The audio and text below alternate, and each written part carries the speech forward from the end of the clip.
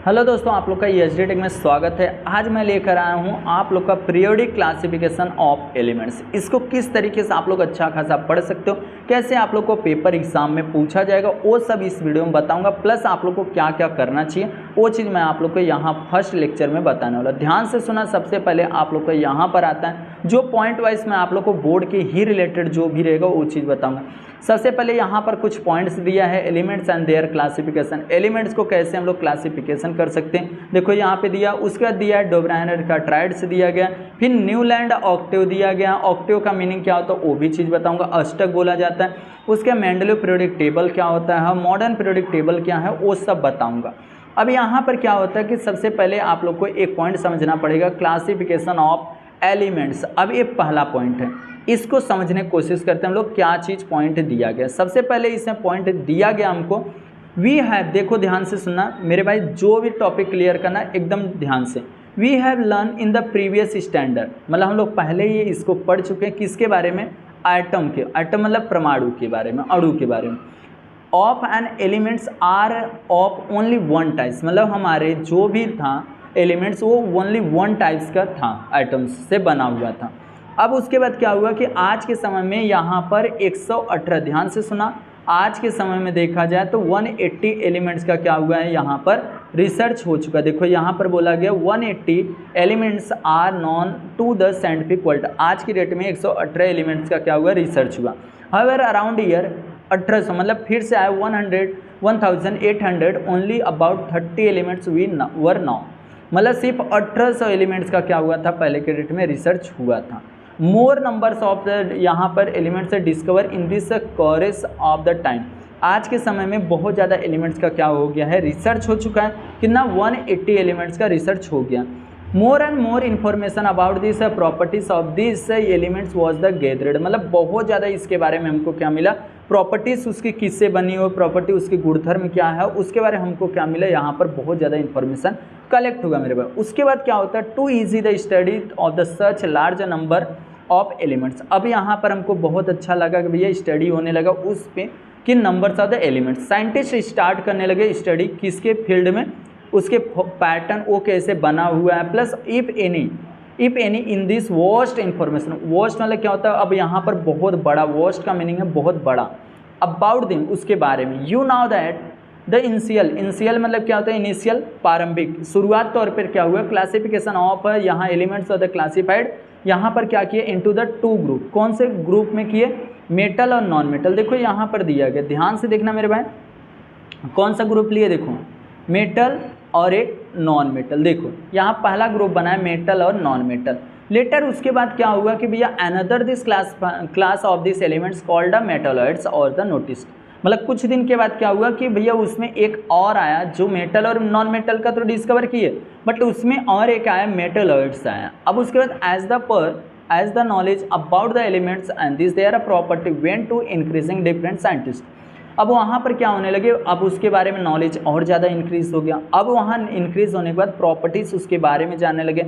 Went on the increasing मतलब बढ़ते, different scientist क्या हुए, स्टार्ट करने लगे उसके बारे में रिसर्च खोज करने लगे। अब यहाँ out different method of the classification. अब सबको आंसर जो मिल रहा था अलग अलग मेथड से, अलग अलग थ्रू मिल रहा था। अब साइंटिस्ट अलग अलग हैं तो साइंटिस्ट भी अपना दिमाग भी अलग अलग थ्रू से लगाने लगे मेरे भाई। इस तरीके से ये वाला आपको समझ गया रहेगा मेरे भाई।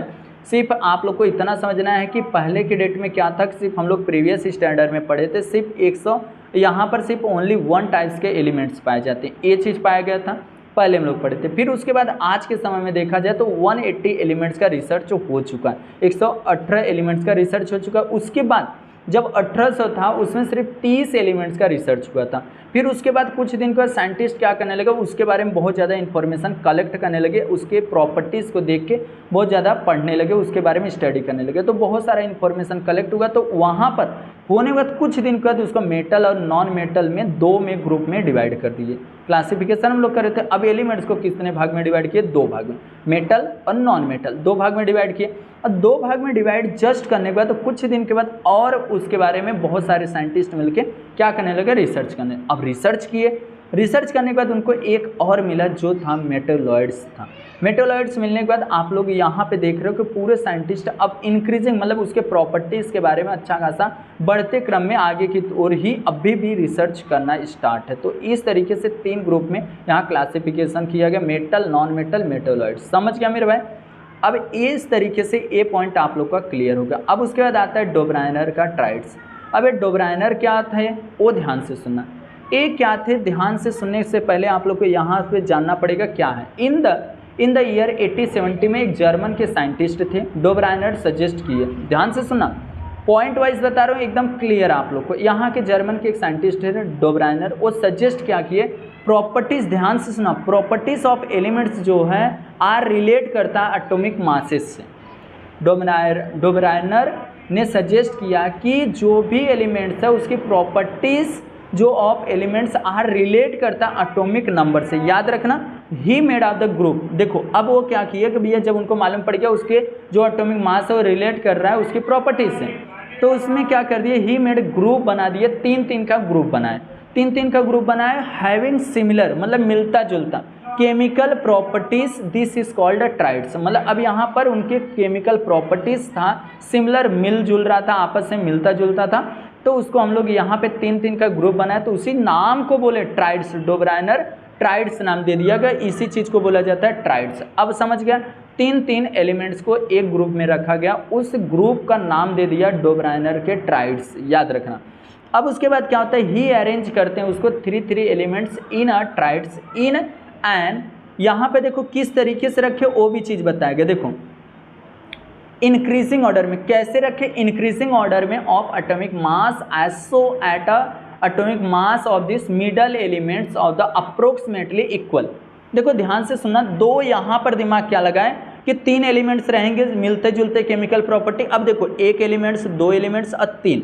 अब ये क्या इनका बोलने का तरीका क्या था कि ये दोनों को आपस में प्लस करो, ये दोनों को आपस में प्लस करो और 2 से क्या करो, डिवाइड करो। अब जो आंसर आएगा ना मेरे भाई वो अप्रोक्सीमेटली इसके हिसाब से आएगा, ए वाला आंसर आएगा। समझा मेरे भाई? एक ध्यान से सुना, फिर से मैं बताता हूँ कि एक जर्मन के एक साइंटिस्ट थे जिनका यहाँ पे डोब्राइनर नाम था, जर्मन के थे, याद रखना 1870 में। अब वो क्या किए थे, प्रॉपर्टी एलिमेंट्स जो था उसकी प्रॉपर्टी वो किसके रिलेट करती है, एटॉमिक मासेस से, ए बोले। और उसके जब ये हुआ तो उसके मेडअप एक ग्रुप बना दिए 3-3 एलिमेंट्स का एक साथ हैं, और हैविंग क्या देख के बनाए यहाँ पर, सिमिलर उसके केमिकल प्रॉपर्टीज़ को, उसको केमिकल प्रॉपर्टीज़ के हिसाब से देख के रखे बनाए और उसका नाम दे दिए ट्राइड्स। और ट्राइड्स का मीनिंग हो गया भैया 3-3 एलिमेंट्स का जो ग्रुप बना उसको ट्राइड्स दे दिया। अब उसके बाद कुछ दिन के बाद क्या हुआ कि भैया यहाँ पर अरेंज उसको किए, वो भी कैसे, ट्राइड्स को देखो ध्यान से, elements in a triads in and the increasing order. Increasing मतलब क्या होता है, बढ़ते क्रम में उसको रखे।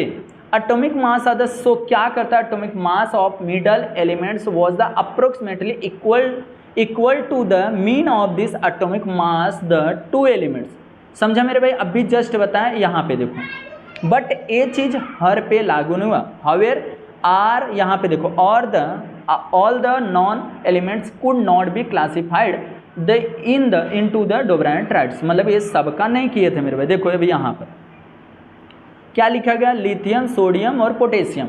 अब यहाँ पर लिथियम, सोडियम और पोटेशियम, अब ये सोडियम जो है ये मिडल में है, तो उसका मिडल वाला हम लोग को इसे रखें। देखो मिडल में यहाँ पर 23 आया।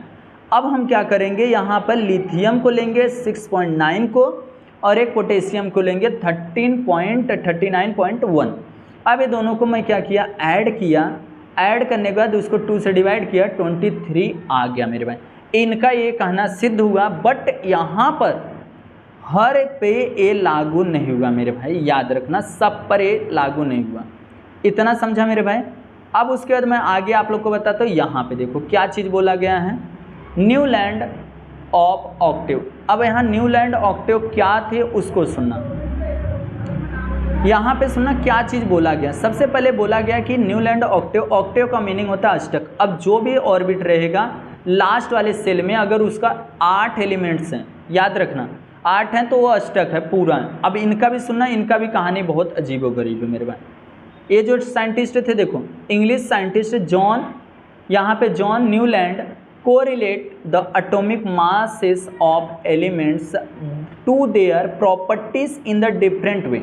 अब इन ये बोलते हैं कि जो न्यूलैंड थे वो कोरिलेट करता एटॉमिक जो मास है वो elements their are properties in a different way, अलग अलग पे अलग अलग रिलेट करते हैं।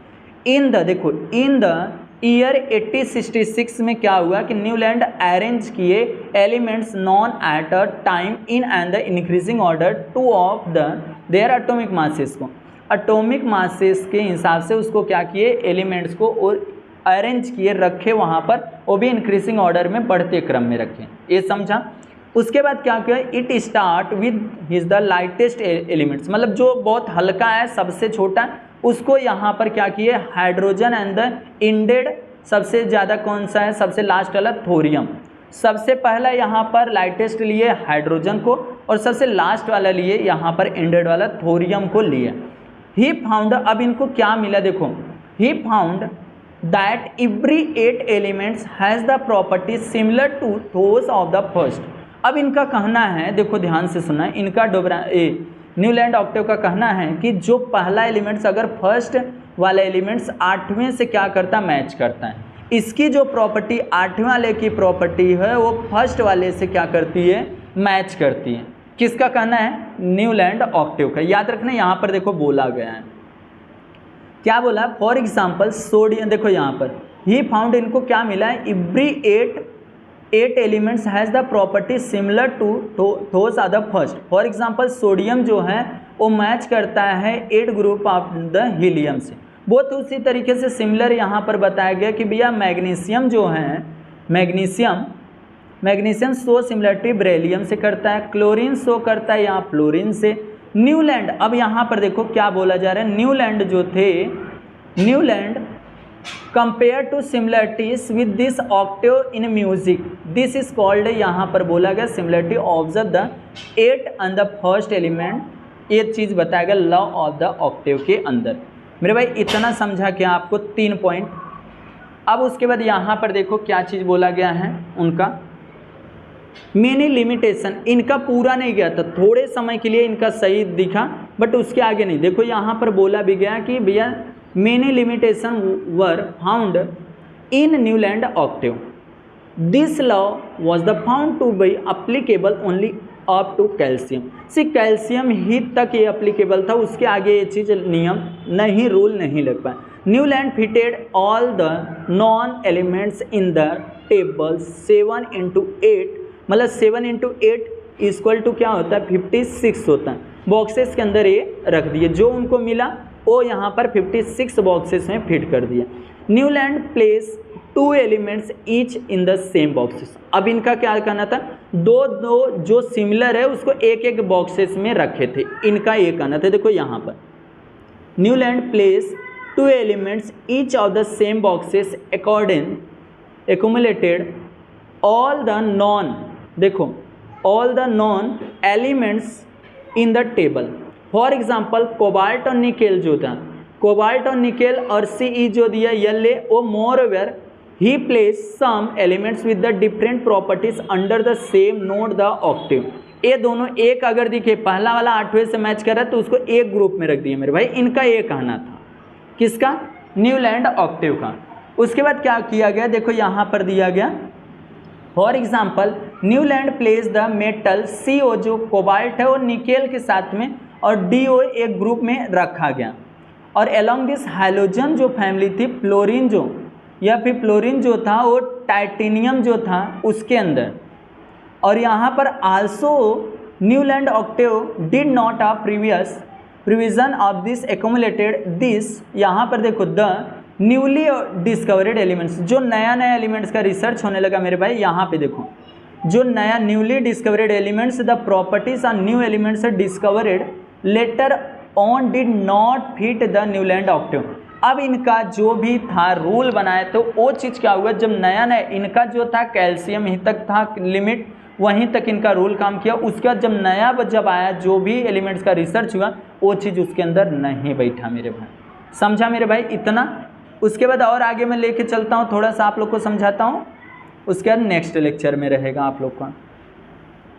अब आता है यहाँ पर हमारे पास आते हैं मेंडलीव पीरियोडिक टेबल।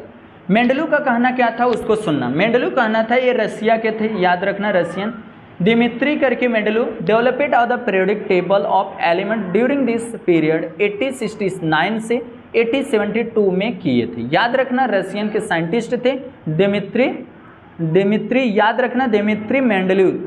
वो क्या किए थे, डेवलप किए थे, बनाए थे क्या, यहाँ पीरियोडिक टेबल, याद रखना periodic table of element during, कब से कब बनाए थे, 1869 से लेकर 1872 के बीच में ये बनाए थे।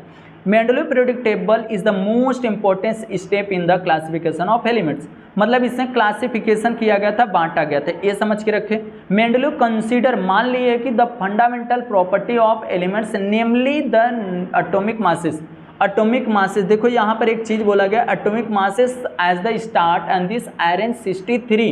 देखो जब मेंडलीव थे, जब 80 से 69 से लेकर 1872 तक सिर्फ कितना हुआ था, 63 एलिमेंट्स का रिसर्च हुआ था।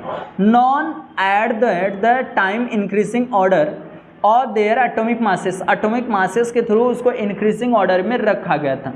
देन उसके बाद ट्रांसफॉर्मेड यहाँ पर this into this periodic table elements and the accordance with this physical, किसके हिसाब से रखे, अकॉर्डेंस मतलब किसके हिसाब से रखे, देखो फिजिकल प्रॉपर्टी, देखो physical property and the chemical property this elements, वो किसके हिसाब से रखा गया था, केमिकल प्रॉपर्टी और फिजिकल प्रॉपर्टी के हिसाब से वो रखा गया था मेरे भाई। अब इसके आगे हम लोग कल पढ़ने वाले, इतना और थोड़ा सा ये पॉइंट पढ़ लेते हैं मेरे भाई, यहाँ तक ये पॉइंट का थोड़ा सा।